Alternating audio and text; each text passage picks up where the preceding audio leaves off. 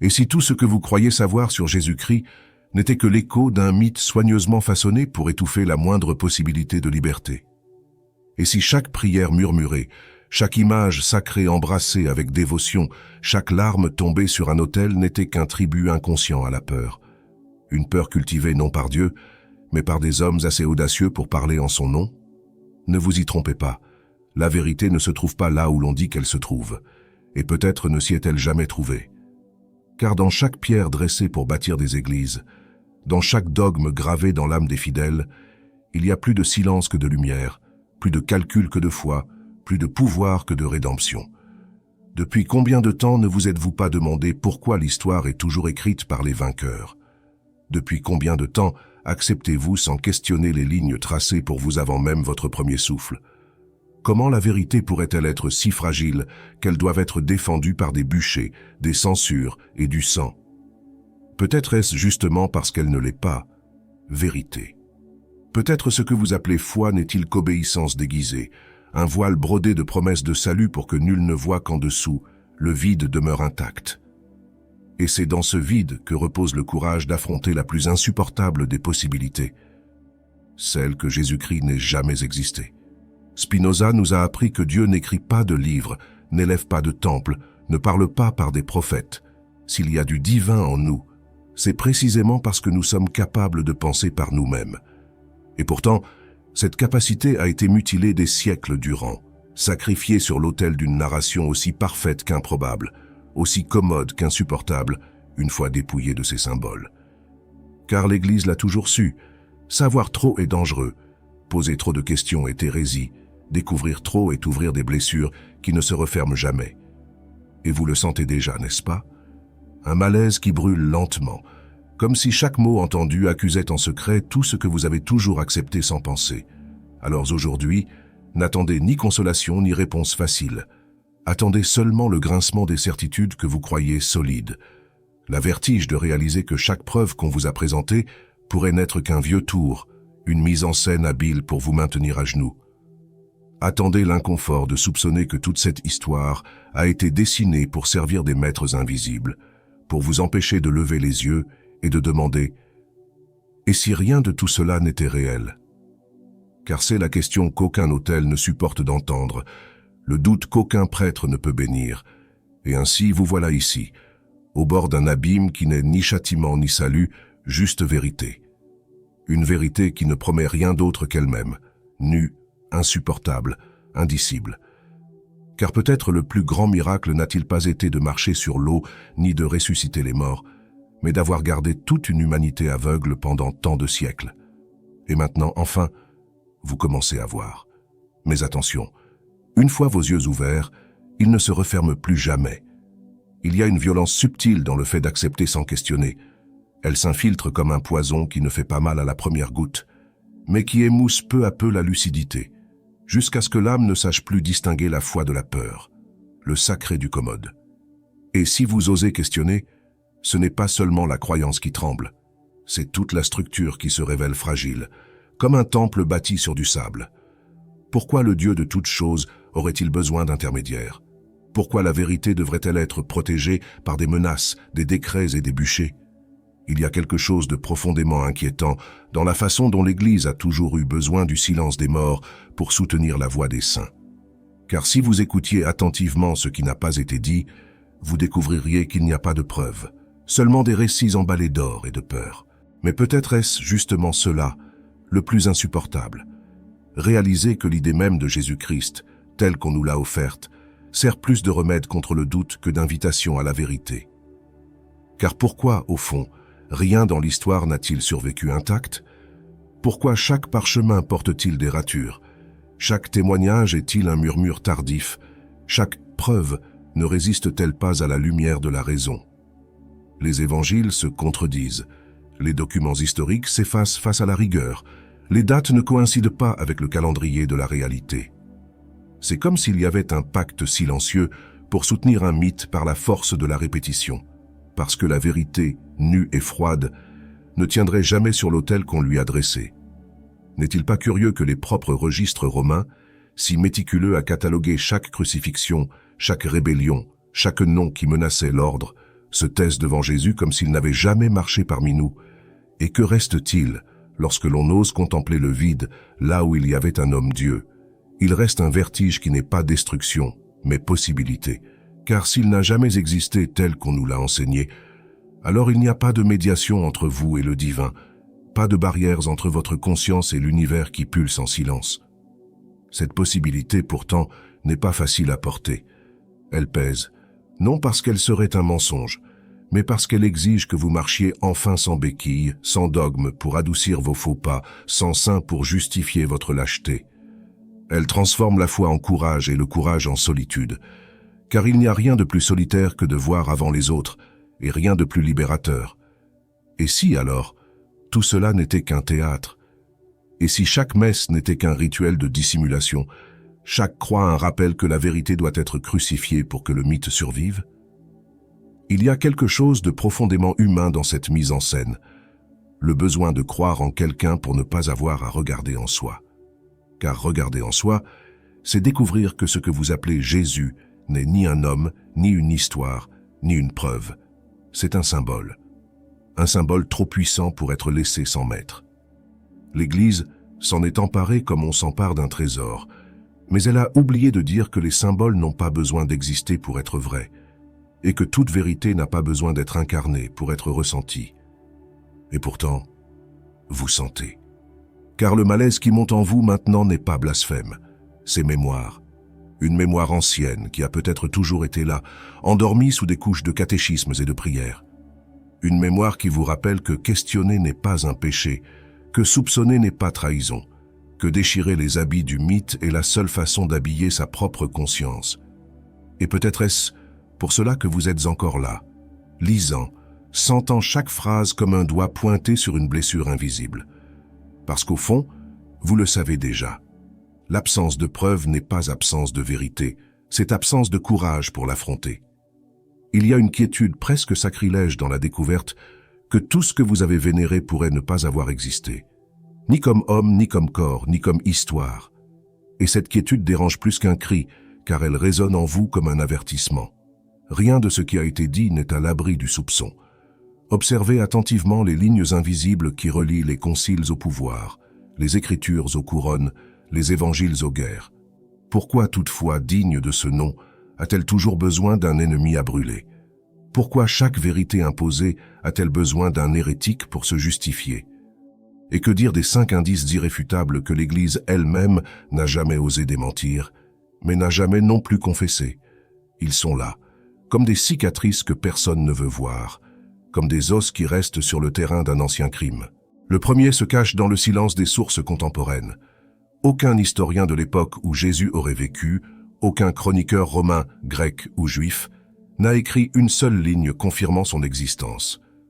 Dans un empire obsédé par les registres, qui notait même le nombre de poissons capturés dans chaque village, pourquoi personne n'aurait mentionné un homme qui ressuscitait les morts, guérissait les lépreux et provoquait des révoltes? Le second est encore plus troublant. Les propres lettres de Paul, les textes chrétiens les plus anciens, ne décrivent jamais Jésus comme un homme de chair et d'os, mais comme une révélation spirituelle, un symbole métaphysique. Comme si, dès le début, l'histoire avait déjà été métaphore, mais déguisée en fait pour obtenir obéissance. Et le troisième indice creuse plus profondément encore, les contradictions explicites des évangiles, écrits des décennies plus tard, par des mains différentes, en des lieux éloignés, avec des versions conflictuelles et des détails qui ressemblent davantage à des légendes cousues qu'à des témoignages fidèles. Le quatrième indice palpite comme une plaie mal refermée. Les innombrables révisions et manipulations du canon au fil des siècles. Textes retirés, évangiles apocryphes cachés, interprétations censurées, comme s'il y avait quelque chose à protéger, quelque chose à craindre. Pourquoi la vérité aurait-elle besoin d'être éditée tant de fois? Pourquoi l'histoire de l'homme le plus important du monde n'a-t-elle pas pu rester intacte? Et enfin, le cinquième indice, le plus insupportable de tous. L'aveu voilé dans les archives ecclésiastiques, document jamais entièrement révélé, mais déjà entrevu par quelques chercheurs assez courageux pour défier le Vatican et en payer le prix. Ces archives suggèrent que, pour l'Église elle-même, l'existence physique de Jésus a toujours compté moins que le maintien du mythe, car le mythe est utile, le mythe est contrôlable, le mythe garde les genoux pliés, et peut-être est-ce précisément pour cela que vous résistez encore à croire ce que vous entendez maintenant. Car accepter que Jésus n'ait jamais existé, c'est accepter que tout ce qu'on vous a enseigné peut être défait en un souffle de lucidité. C'est accepter que vous êtes responsable de vous-même, sans idoles à blâmer, sans saints pour consoler, sans ennemis invisibles à haïr. Et cela effraie, non parce que c'est un mensonge, mais parce que c'est insupportablement vrai. Car, en silence, vous le saviez déjà, il n'y a pas de plus grande lâcheté que de croire par commodité et non par courage. Et peut-être est-ce pour cela que le vide que vous ressentez maintenant n'est pas un châtiment, mais l'occasion de vous lever sans avoir besoin d'un cadavre à adorer. Que faire de cette conscience qui vous brûle comme un soleil au cœur de la nuit? Comment marcher en sachant que les fondations de votre foi ne sont pas de la roche, mais des sables mouvants? Vous ne pouvez plus ne pas voir, ne pas entendre, ne pouvez plus revenir au confort de l'ignorance sans porter le poids de cette révélation. Le doute, qui vous a toujours été vendu comme une faiblesse, se dresse maintenant comme une force. Et vous commencez à comprendre qu'être libre n'est pas avoir toutes les réponses, mais refuser d'accepter les mensonges, même lorsqu'ils sont beaux, même lorsqu'ils promettent le salut. Car au fond, le seul salut qui existe est celui de soi envers soi-même. Et rien, pas même un mythe millénaire, ne peut vous l'enlever. Et pourtant, c'est précisément à ce point que beaucoup renoncent. Car il est plus facile de maudire l'hérétique que d'affronter le miroir. Plus facile d'appeler blasphème ce qu'on ne comprend pas, plus facile d'accuser d'orgueil le refus de se plier au mythe. Mais il y a quelque chose de profondément troublant dans la façon dont les foules réagissent au questionnement, comme si elles étaient les gardiennes d'un mensonge qu'elles-mêmes n'osent pas examiner. Et il n'y a rien de plus efficace pour maintenir une illusion que de la transformer en dogme, de la recouvrir de rituels, de la blinder par la violence et la culpabilité. Car celui qui ose questionner ne menace pas seulement l'histoire, mais tout l'ordre, tout l'engrenage fragile de peur et d'espoir qui fait tourner la machine. Et c'est pourquoi vous ressentez maintenant la tension de cette révélation, non seulement comme une possibilité intellectuelle, mais comme un séisme intérieur qui menace d'arracher la peau de ce que vous croyez être votre identité. Peut-être vous demandez-vous, comment un mensonge peut-il durer tant de siècles? Mais les mensonges les plus efficaces ne se crient pas. Ils se murmurent avec douceur, ils ne s'imposent pas, ils s'acceptent par lassitude. Qu'est-ce que l'histoire de Jésus, sinon une histoire qui dit ce que vous vouliez déjà entendre? Que votre douleur n'est pas vaine, que votre misère sera récompensée, que quelqu'un de plus grand que vous a déjà tout supporté à votre place. Le mythe n'est pas seulement une fable, c'est un miroir narcissique qui rend aux masses la consolation de ne pas avoir apporté leur propre destin. Et c'est là le piège. Accepter le mensonge pour éviter l'angoisse de n'avoir personne à accuser ni à remercier.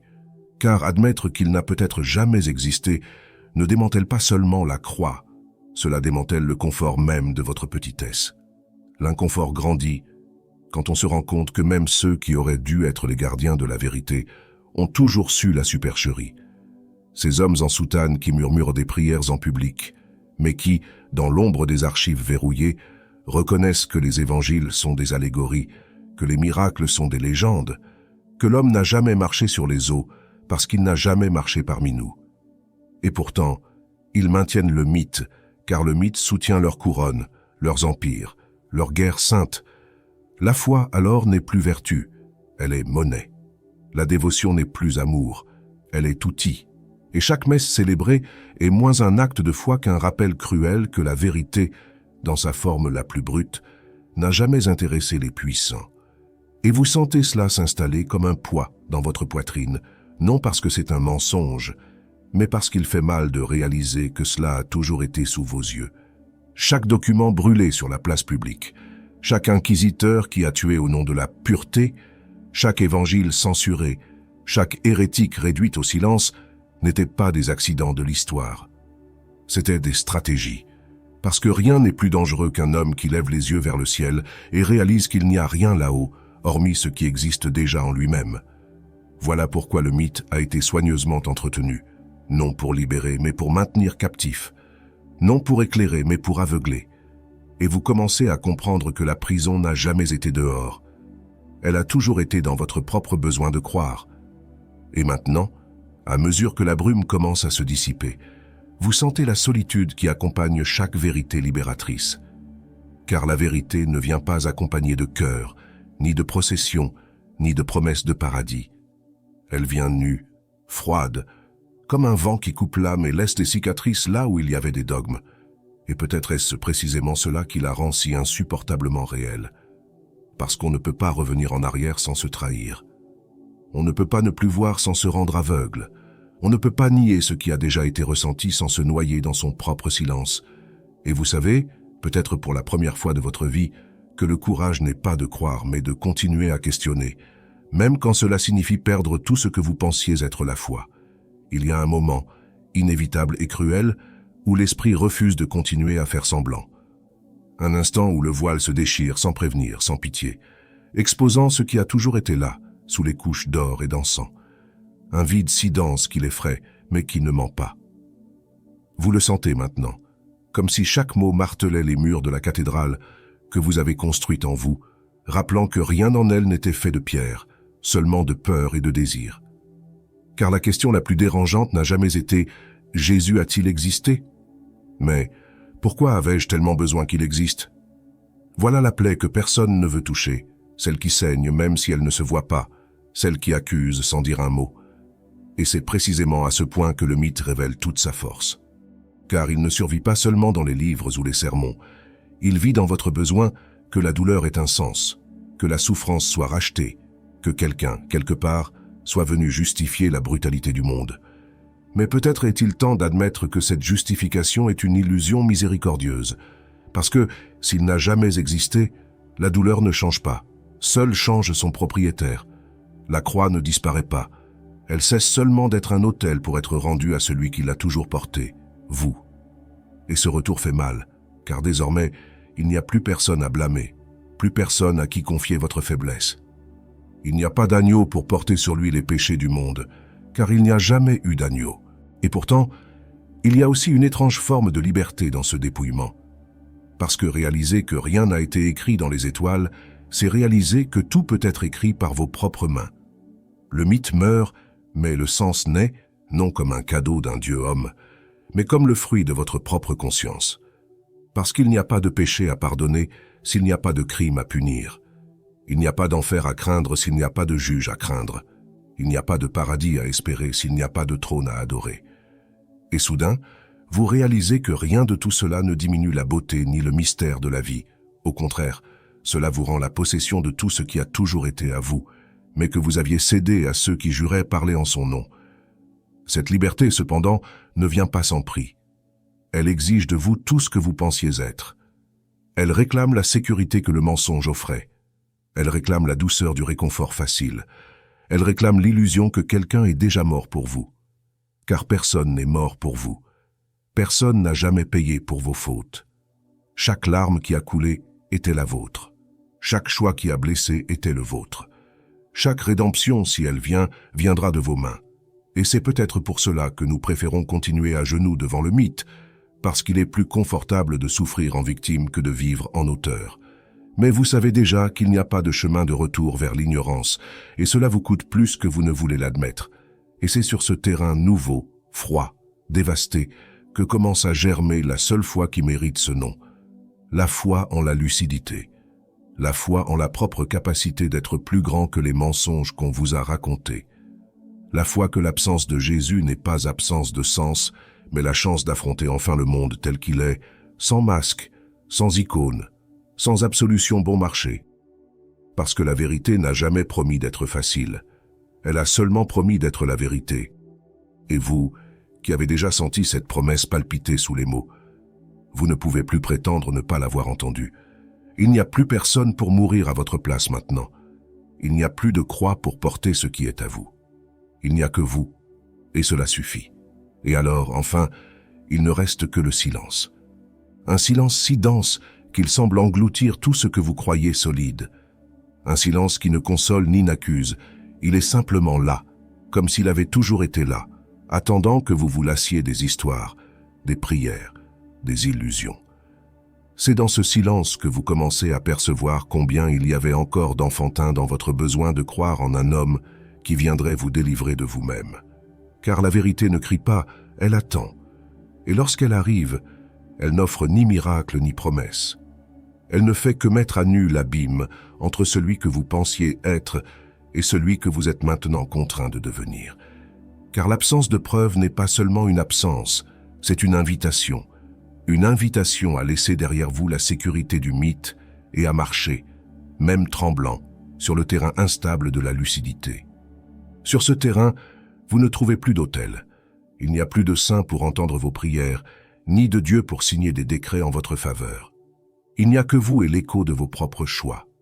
Mais ce dépouillement, contrairement à ce que l'Église voulait que vous craigniez, n'est pas une condamnation, c'est une renaissance. Car seul est libre celui qui n'a plus besoin de quelqu'un pour porter ses douleurs. Seul est digne celui qui n'attend pas qu'un martyr meure à sa place. Seul est vrai celui qui n'a pas peur de découvrir que l'histoire qu'on lui a racontée n'est que cela, une histoire. Car la vérité n'a pas besoin de preuves pour être ressentie. Elle n'est pas dans les archives ni dans les écritures. Elle est dans le malaise que vous ressentez maintenant, en réalisant qu'il y a quelque chose de faux dans ce que vous avez toujours accepté sans comprendre. Et peu à peu, vous commencez à comprendre qu'il n'y a pas de crime plus grand que de vivre à genoux devant un mensonge confortable. Car chaque goutte de foi déposée dans un mythe est une goutte de force volée à soi-même. Chaque bougie allumée pour un nom inexistant est une flamme qui aurait pu éclairer votre propre conscience. Et chaque larme versée en quête de salut est un refus d'accepter que le salut n'a jamais été dehors. Il a toujours été dedans. Voilà pourquoi l'Église n'a jamais osé avouer ce qu'elle sait. Car un homme qui se reconnaît libre est un homme qui n'a plus besoin de prêtres, ni de rituels, ni de dogmes pour exister. Et rien n'est plus dangereux pour ceux qui gouvernent par la foi qu'un peuple qui n'a plus peur d'être hérétique. Vous ressentez encore cette liberté comme un poids, car elle est neuve, brute, étrange. Il est plus facile d'être prisonnier d'un mensonge que maître de soi. Il est plus facile de haïr l'hérétique que d'écouter ce qu'il dit. Mais il y a une sombre beauté à être celui qui ose regarder le mythe et le nommer pour ce qu'il est, une invention. Une beauté qui ne promet ni ciel ni paradis, mais qui vous rend ce qui n'aurait jamais dû vous être enlevé, le droit de penser, de questionner, d'être. Car un homme qui ne se courbe pas devant le mensonge n'a plus besoin de miracle pour justifier son existence. Il est, en soi, sa propre rédemption. Et c'est ainsi que se termine cette spirale, non par une fin, mais par un recommencement. Car il n'y a plus où fuir maintenant. Vous savez ce que vous savez. Et même si vous essayez de refermer les yeux, la lumière qui a pénétré ne peut plus être éteinte. Elle brille dans chaque recoin de vos doutes, dans chaque fissure de votre foi, dans chaque silence où il n'y avait auparavant qu'obéissance. Et peut-être, est-ce cela que vous craignez le plus? Découvrir que vous n'aviez pas besoin de Jésus pour être entier, que la croix que vous portiez n'était pas la sienne, c'était la vôtre, et que la vérité, nue et cruelle comme elle l'a toujours été, n'a jamais demandé votre dévotion, seulement votre courage. Il y a un instant bref et éternel où tout s'apaise à l'intérieur, non parce que vous avez trouvé des réponses, mais parce que vous avez enfin osé affronter les questions. C'est dans ce silence que vous entendez, entre les fissures de ce que vous pensiez être la foi, un son nouveau, dérangeant et libérateur, le son de votre propre conscience qui s'éveille. Les images qui vous ont mené jusqu'ici, la croix vide, l'autel désert, l'homme qui n'a peut-être jamais été, se transforment maintenant en symboles plus profonds, non pour être adorés, mais pour être compris comme des portes qui ont toujours été ouvertes, mais que vous n'aviez jamais osé franchir. Et maintenant, même si l'obscurité de l'inconnu vous effraie, il y a une flamme dans vos mains, fragile mais vôtre. Vous réalisez alors peut-être que la vérité n'a jamais promis de consolation, seulement de lucidité, et que la lucidité fait mal, comme la lumière qui blesse les yeux habitués à la pénombre. Mais c'est cette douleur qui vous confirme vivant, car il n'y a rien de plus dévastateur et beau que de se savoir libre. Libre du mensonge, libre de la nécessité d'un mythe pour justifier son existence. Les images reviennent en boucle dans votre esprit, les archives cachées, les textes censurés, les autels d'or tachés de sang. Mais désormais vous ne les craignez plus, car vous n'en avez plus besoin. Vous comprenez enfin qu'aucune preuve n'est plus éclatante que le courage de continuer à chercher, même quand la vérité insiste à rester indicible. Et en ressentant tout cela, quelque chose d'ancien en vous se courbe et quelque chose de nouveau se lève. Vous comprenez que ce n'est la fin de rien, mais le commencement d'une autre quête. Une quête où chaque doute est une prière plus sincère que n'importe quel psaume, où chaque hérésie est une confession plus pure que n'importe quel repentir, où chaque pas vers la vérité est aussi un pas vers vous-même. Et vous n'avez plus honte d'avoir peur, car la peur est inévitable. Mais le courage est un choix, et vous avez choisi de voir. Et une fois que vous avez vu, il n'y a plus de voile capable de cacher la lumière qui brûle maintenant en vous. Alors ne réduisez pas au silence ce que cette flamme vous demande. Ne l'abandonnez pas, ne la niez pas, ne l'éteignez pas. Laissez-la grandir, qu'elle détruise ce qui doit être détruit et éclaire ce qui doit être éclairé. Et si, à la fin de ce chemin, quelque chose en vous ne rentre plus dans vos anciennes croyances, sachez que c'est ainsi que la vérité agit. Elle ne demande pas la permission pour naître, elle naît. Et lorsque naîtra en vous l'élan de parler, de partager, de défier les autres à penser eux aussi, n'hésitez pas à faire ce pas suivant, car chacun de vos gestes sera une nouvelle fissure dans ce voile collectif. Et si vous avez ressenti ce que j'ai ressenti en écrivant ces mots, alors nous ne sommes plus des étrangers. Nous sommes complices d'un même éveil, car ce qui n'existe pas dehors a toujours été dedans, et cela, personne ne pourra jamais vous l'enlever.